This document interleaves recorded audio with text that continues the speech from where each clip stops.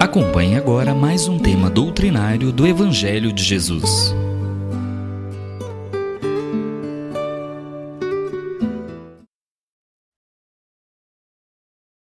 Queridos irmãos, queridas irmãs, nossa boa noite.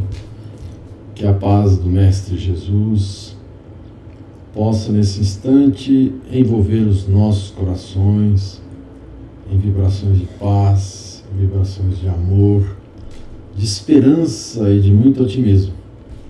Nossa tarefa hoje é falar sobre a missão dos espíritas, que está aqui no seu capítulo 20 do Evangelho segundo o Espiritismo, nos itens 4 e 5, os trabalhadores do Senhor. E aí a gente pode começar fazendo uma pergunta a nós mesmos: quais os compromissos que assumimos quando adentramos a doutrina espírita? Eu vou relembrar com vocês aqui a parábola dos talentos. Não vou me estender nela, mas gostaria de pedir ajuda ao irmão X, no seu livro, onde ele traz para nós a interpretação da parábola dos talentos, falando que o Senhor deu 5 talentos a um, 2 talentos a outro e 1 talento ao último. E ele descreve que o último, que recebeu 1 talento, que esse talento era conviver com a dor, que ele ficou com tanto medo da ira do Senhor que ele escondeu o talento na terra, debaixo da terra, e quando o Senhor voltou, ele deu a ele o talento apavorado, com medo de conviver com a dor. Ele descreve também que nós espíritas somos este que recebeu 1 talento só. Nós temos o maior exemplo nosso diante dos nossos semelhantes é conviver com a dor com dignidade, com humildade, aceitando a dor como um burilamento de nossos espíritos. Um burilamento onde nós estaremos aprendendo a ser melhores, a ser pessoas de bem, a representar a doutrina com a aceitação da dor como algo que nos faz evoluir, que nos faz conquistar. Então, olha a responsabilidade nossa em não reclamar, em não lamentar, em não ficar, vamos dizer assim, parafraseando, sermos criaturas que vai ao centro espírita, mas que ao sair de lá reclamam de qualquer situação de dificuldade que a vida traz. Então nós temos que dar esse exemplo. E aí, a bem dizeis, o Senhor vos que haveis posto a vossa fé na sua soberana justiça, e que novos apóstolos de crença revelada pelas profecias, vozes, pelas proféticas vozes superiores, nos falando para sermos pessoas que vamos falar sobre a reencarnação, vamos falar sobre a elevação dos espíritos, conforme nós tenhamos cumprido as nossas tarefas terrestres. Me recordo aqui para compartilhar com vocês que certa feita um companheiro desencarnado, ele imaginava assim, com muitos débitos a resgatar, com muitas dívidas a acertar com a sua própria consciência, e quando foi fazer o planejamento do seu retorno para o plano físico, ele solicitou que viesse faltando uma perna, que viesse faltando um braço, que ele viesse cego, que ele viesse mutilado, para poder resgatar esses débitos que o perturbavam muito.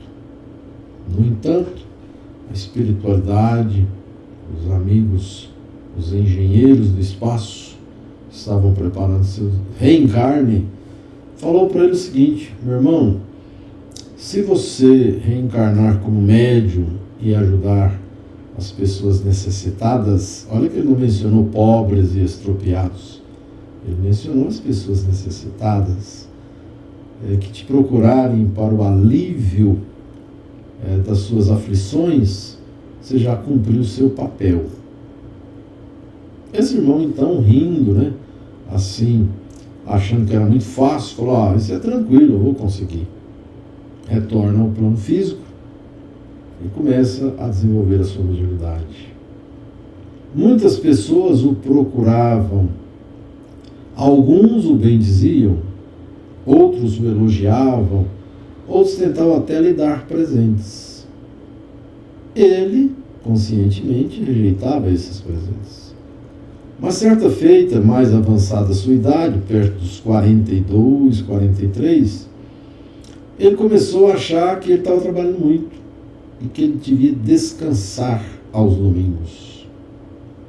Então, um irmão necessitado, aflito, angustiado, o procura na casa espírita, porque tinha reunião aos domingos, mas ele não tinha ido, ele estava descansando.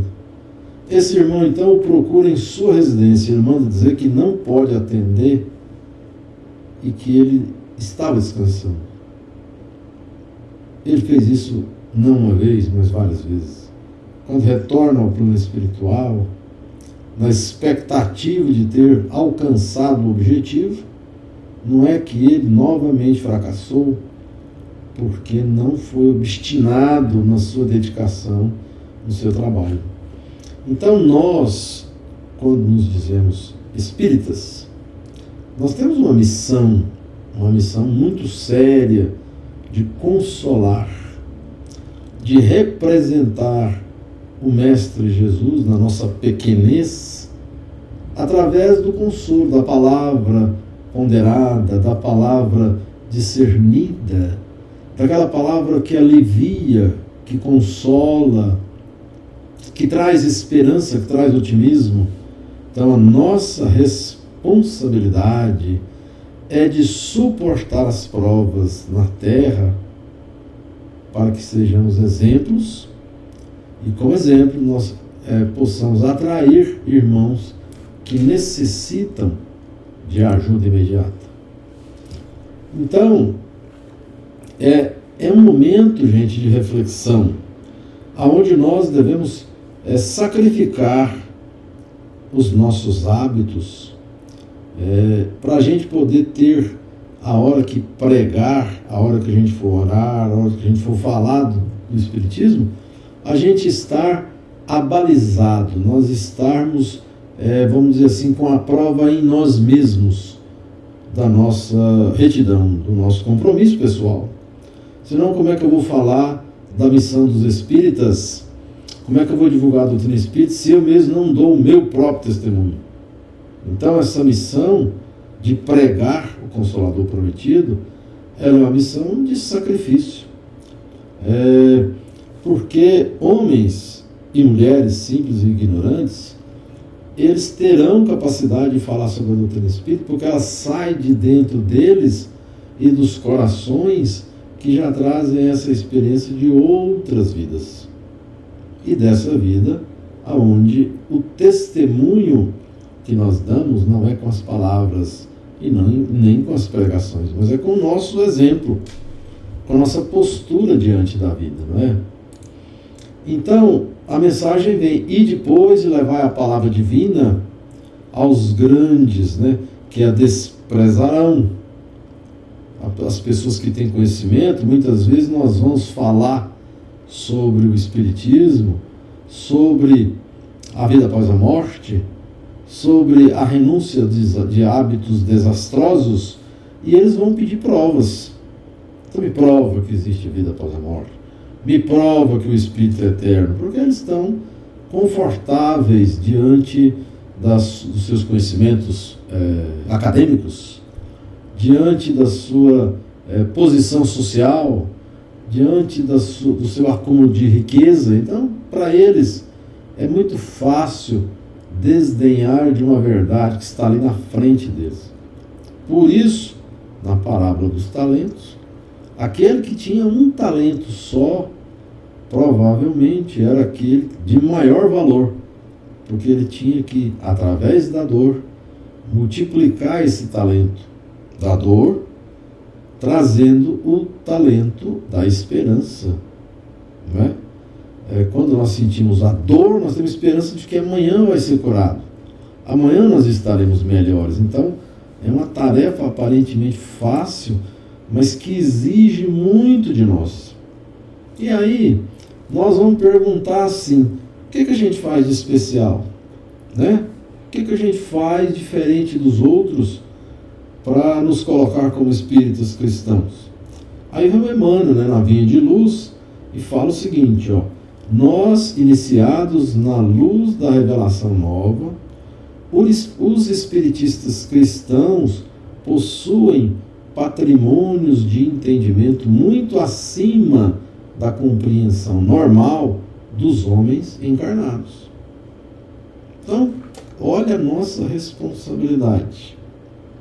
Nós não podemos cobrar daqueles que não conhecem, daqueles que não sabem sobre a vida futura, aqueles que não sabem que aqui é apenas uma passagem, aqueles que não sabem que o nosso testemunho de vida é que faz com que nós sejamos exemplo. A palavra pode comover, pode nos envolver por algum tempo, mas o exemplo, esse exemplo ele permanece. As pessoas nos observam, nos admiram e querem conhecer a doutrina espírita porque sabe da nossa retidão, da nossa idoneidade. Então, olha quanta responsabilidade nós temos pela frente, não é? Então, a gente sabe, por exemplo, que nós estamos hoje, né, está lá no livro Vinha de Luz, no capítulo 60, a seguinte indagação: o que nós fazemos a mais do que os outros fazem? Olha, eu faço uma campanha do que todo mundo faz. Né? Eu ajudo os meus semelhantes com alimento, todo mundo faz. Todas as religiões, todos os segmentos filosóficos fazem essa ajuda material. Mas e você, meu amigo, minha amiga, o que você faz de diferente por você ser espírita cristã? Por você representar essa doutrina libertadora, essa doutrina que fala para você assim, você está aqui para fazer diferente, você está aqui para amar indistintamente o seu próximo, para amar a Deus, você está aqui para perdoar, você está aqui para compartilhar conhecimento, você está aqui para esclarecer dúvidas, você está aqui para mudar a vida das pessoas através das atitudes corajosas de amar o nosso próximo. Né? Então, essa é uma diferença nossa, espíritas, né? Essa é uma missão que nós temos que realizar com dignidade. Eu vou ler aqui para nós essa parte do Vinha de Luz, porque eu acho muito importante, né? A gente poder trocar essa ideia com a leitura edificante. Em verdade, sabem que a vida prossegue vitoriosa além da morte. Então somos nós sabemos que a vida continua. Que se encontram na escola temporária da terra, em favor da iluminação espiritual que nos é necessária. Que o corpo carnal é simples vestimenta a desgastar-se a cada dia, né? Então, a hora que a gente fala assim, feliz aniversário por mais um ano de vida, a gente pode dizer, feliz aniversário por menos um ano de vida, porque cada dia nós temos menos um ano, nós não temos mais um ano, nós temos menos um ano, porque a nossa vida vai passando. E o que é que nós fazemos com ela, né? Que os trabalhos e desgostos do mundo são recursos educativos. Então, tudo que nos acontece é para educar, é para nos ensinar, é para mostrar caminhos diferentes. Que a dor, olha aqui o Emmanuel falando, não? Que a dor é o estímulo às mais altas realizações que a nossa colheita futura se verificará. de acordo com a sementeira de agora. Que a luz do Senhor clarear-nos-á os caminhos sempre que estivermos a serviço do bem. Que toda oportunidade de trabalho no presente é uma bênção dos poderes divinos, que ninguém se acha na crosta do planeta em excursão de prazeres fáceis, mas sim em missão de aperfeiçoamento. Que a justiça não é uma ilusão e que a verdade surpreenderá toda a gente. Que a existência na esfera física é abençoada oficina de trabalho, resgate e redenção. E que os atos, palavras e pensamentos da criatura produzirão sempre os frutos que lhes dizem respeito no campo infinito da vida. Olha, gente, que mensagem maravilhosa. Então está lá no Vinha de Luz, capítulo 60. Nos convidando a fazermos diferente, a sermos diferentes, né? Se entre os chamados para o Espiritismo muitos se transviaram, quais os sinais pelos quais reconheceremos os que se acham no caminho, no bom caminho? Pessoal, nós não somos espíritos perfeitos. E muitas vezes nós temos amigos que nos acompanham na nossa jornada e que, cara, eles se desviam do caminho, eles cometem enganos, eu cometo, você comete, todos nós cometemos enganos, erros.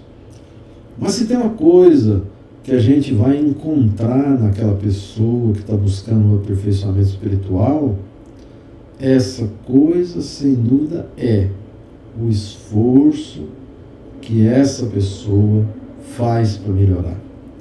Está lá na questão 459 do Livro dos Espíritos, né? O esforço que você faz para domar as suas más tendências, né? É esse esforço que faz com que a gente reconheça que aquela pessoa está no bom caminho, mesmo que errou, mesmo que cometeu enganos, mas ela está se esforçando, né? Então a gente vai conhecer essa pessoa quando ela, por exemplo, vão ensinar e praticar os conhecimentos libertadores da doutrina espírita. Quando ela vai, por exemplo, tratar o próximo. Qual que é o próximo? São os seus familiares, são os seus parentes, são as pessoas que convivem com ela no dia a dia. Ela vai tratar essas pessoas com amor. E vai tratar também com amor aqueles que forem encaminhados para ela pela misericórdia divina. Isso ela vai fazer com abnegação, com desinteresse pessoal. E ele vai triunfar. Essa pessoa vai triunfar, ela vai vencer. Porque Deus quer ver o nosso triunfo, Deus quer ver o nosso progresso, Deus quer que a gente progrida, né? Então, a religião dos Espíritos, lá no capítulo 80, fala o seguinte: toda crença é respeitável. No entanto, se buscastes a doutrina espírita, não lhe negues fidelidade. Olha que bacana. Toda religião é sublime. No entanto, só a doutrina espírita consegue explicar-te os fenômenos mediúnicos em que toda religião se baseia. E é verdade, né? Você vai em outras religiões, existe o fenômeno mediúnico lá, mas eles não dão conta de explicar. Eles falam assim, é obra de Deus, Deus quis assim e pronto. Mas não consegue explicar como que isso acontece, como que se processa a comunicação entre os espíritos desencarnados com os espíritos encarnados, porque todos somos espíritos, né? Toda religião é santa nas intenções. No entanto, só a doutrina espírita pode guiar-nos na solução dos problemas do destino e da dor. Olha que maravilha, gente, que nós temos em nossas mãos, né? Continuando, toda religião auxilia. No entanto, só a doutrina espírita é capaz de exonerar-te do pavor ilusório do inferno, que apenas subsiste na consciência culpada.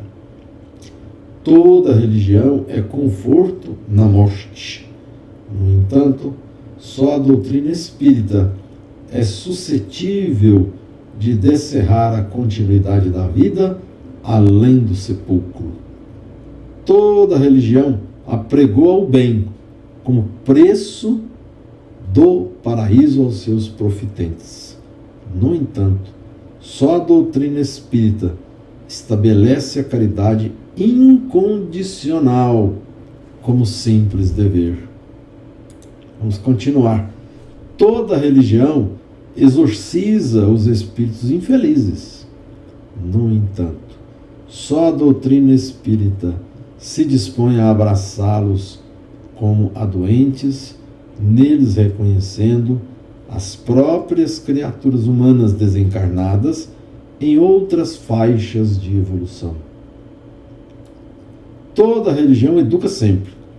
No entanto, só a doutrina espírita é aquela em que se permite o livre exame, com o sentimento livre de compressões dogmáticas, para que a fé contemple a razão face a face.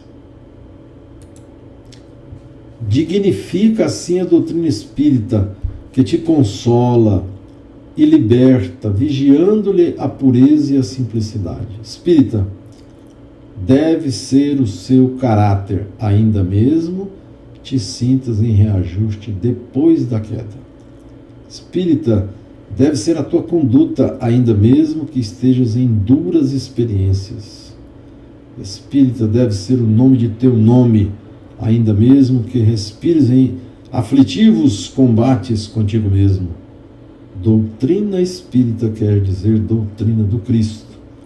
E a doutrina do Cristo é a doutrina do aperfeiçoamento moral em todos os mundos.